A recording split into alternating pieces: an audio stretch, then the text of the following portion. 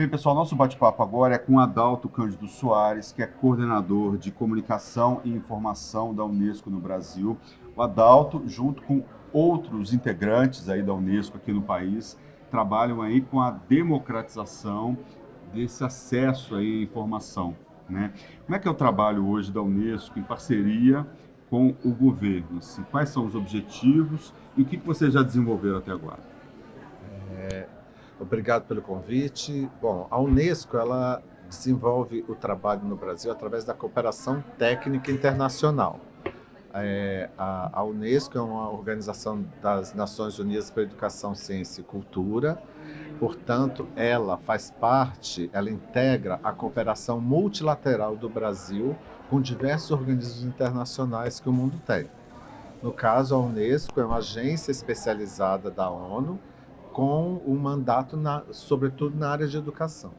Represento a área de comunicação e informação, que é a área que moderniza a educação, possibilita que a educação possa se valer das novas tecnologias disponíveis para melhorar e modernizar e melhorar a qualidade da educação no mundo, por conta dos desenvolvimentos tecnológicos. Então, a Unesco, ela, por ter como mandato a educação, a área de comunicação e informação, ela agrega valor a essa educação, né? E dentro do Brasil, o que a gente tem feito é aproximar as áreas do governo que lidam com esses temas, ou seja, aproximar a educação da área das novas tecnologias, apoiando ações, boas práticas que são desenvolvidas no Brasil de modo que ganhem escala.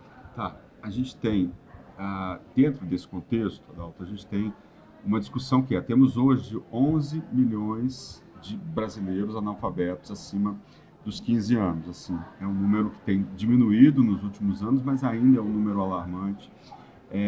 A gente tem uma educação falha em muitos aspectos, principalmente a educação pública, que já foi, num passado de décadas atrás, com uma certa qualidade.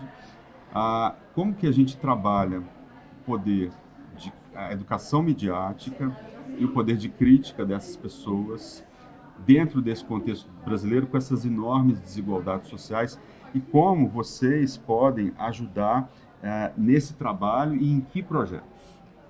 Bom, queria só fazer uma retrospectiva. Quer dizer, a gente tem que lembrar que o Brasil democratizou o acesso à educação agora, depois dos anos 2000. Aproximadamente 2007 é que a gente teve a universalização da educação. Então a gente tem que tomar cuidado com essa questão da qualidade em função do acesso. Até 2000, nem todos os brasileiros tinham acesso à educação. Ou seja, ela tinha uma qualidade, mas não era para todos. Então essa é a questão. Quer dizer, o governo hoje tem uma dificuldade enorme econômico de incluir todos.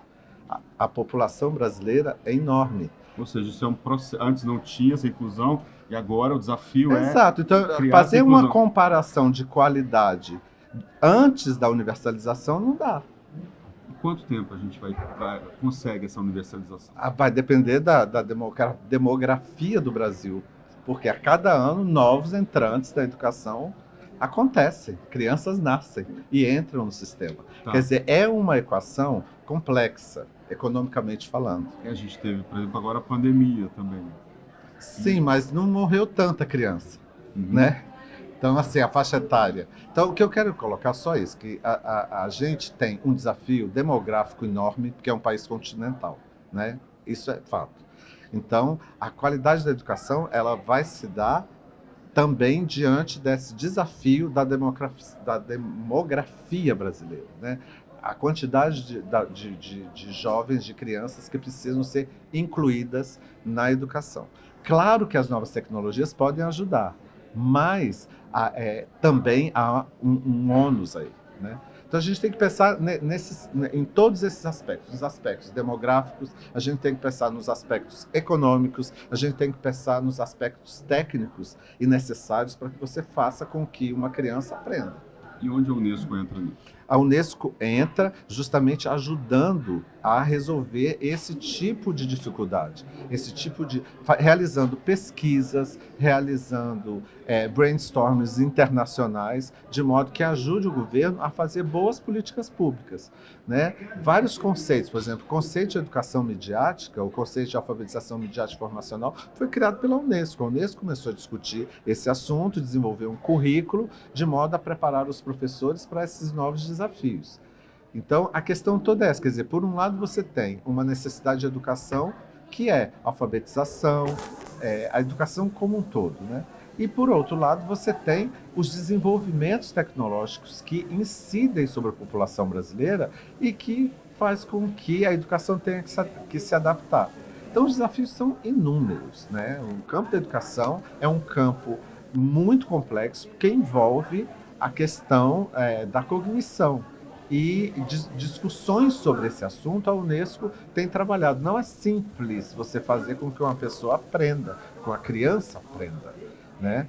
E o uso de tecnologias pode ajudar. E mesmo as pesquisas sobre qual o nível de investimento em tecnologia é necessário para que, de fato, haja um ganho um ganho dentro do processo de ensino-aprendizagem. Isso não é... As pesquisas que nós fazemos são nesse nível, entendeu? Para saber calibrar isso, porque muitas vezes já aconteceu de muita tecnologia e nenhum avanço. Em alguns casos até déficits, entendeu? Ou seja,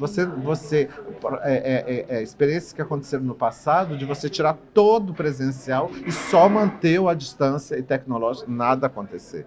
Entendeu? Então, assim, não é algo trivial, é complexo esse campo. E como preparar educadores para entrarem nessa ambiência da educação digital junto com a alfabetização? Tem a preparação dos professores, mas também tem a renegociação com os profissionais com relação aos novos papéis que ele tem que executar. Tem isso também. Né? O professor foi feito um acordo para que se fizesse tal coisa. E isso tem que ser acordado. Qual será o novo papel do professor? Qual será o novo papel do professor? Ele tem que ser um professor que, além do presencial, ele tem que trazer elementos das novas tecnologias, mas tem que se definir quais são esses. Trazer elementos também cotidianos dos alunos quais ali, são exato. Agora, depende também do lugar onde esse professor está e do nível de infraestrutura que ele tem.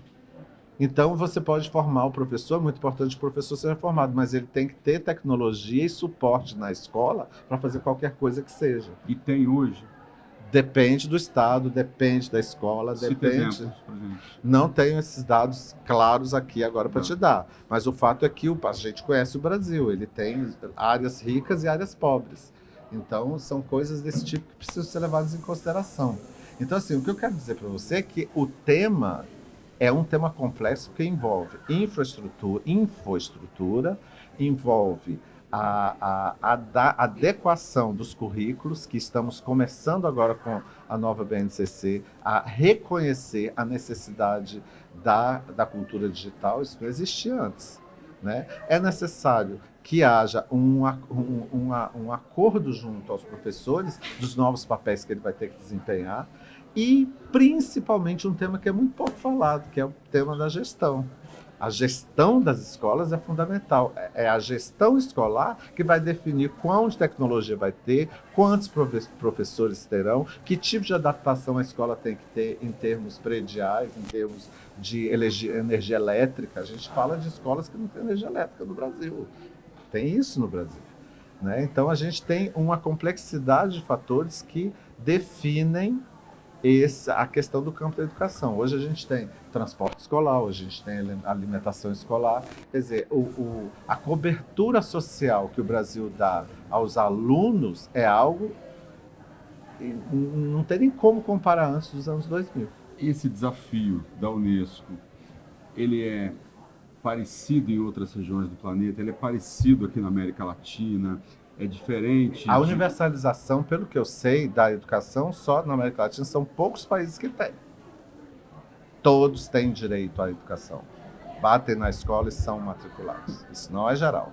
Mas essa política da Unesco hoje, ela é mais ou menos parecida em outros países do mundo, né? Essa cooperação da Unesco ela é mais ou menos sim. parecida em outras partes do mundo. Os princípios são esses básicos ou é diferenciado? O Brasil tem uma diferença? O Brasil tem uma diferença muito grande. O Brasil, desde os anos 90, ele passou a trabalhar muito próximo, até a cooperação técnica internacional com a Unesco. Não são todos os países que têm esse tipo de modelo de cooperação. Ou seja, a cooperação técnica internacional para ajudar a estruturar a educação nos países. São poucos países que têm esse tipo de parceria. O Brasil tem essa parceria com a ONU, parceria de nível técnico elevado para ajudar o Ministério da Educação, a Secretaria de Educação, nas suas missões. Isso não é comum em outros países. Cada país tem a sua forma de lidar com a ONU. Né?